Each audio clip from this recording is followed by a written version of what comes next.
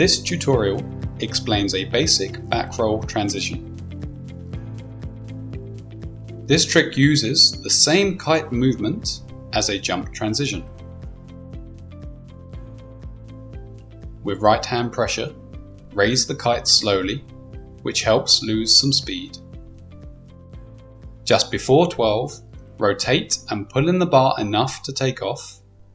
During rotation, keep the bar straight so the kite sticks at 12.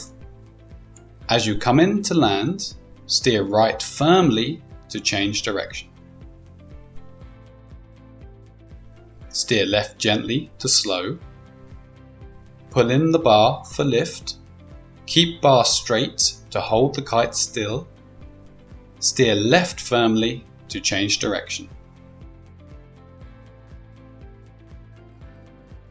Now let's look more closely at what you do with your body and board.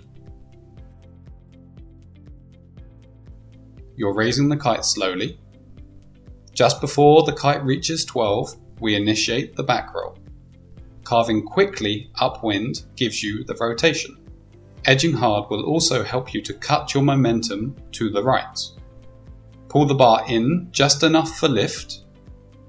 As you rotate, focus on keeping the bar straight. Once you have rotated, steer the kite firmly to the left to change direction. Turn the board downwind for a smooth landing.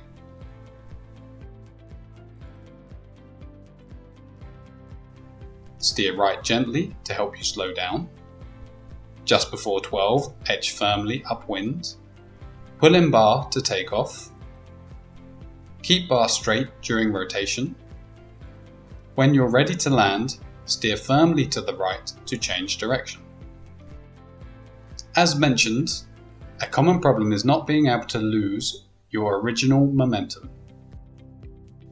You can see here the kiter is travelling in their original direction even after takeoff, which makes it much more difficult to change direction and complete the transition. This is why it is so important to slow down a little beforehand and use a strong pop on takeoff. At first, you may find it hard to get the correct amount of rotation. If you don't carve enough, you under-rotate. If you carve too much, you will over-rotate. With practice, you will know how much to rotate. Most importantly, if things get out of control, try to keep the bar straight and not steer aggressively. Good luck learning the backroll transition. Subscribe for further tutorials.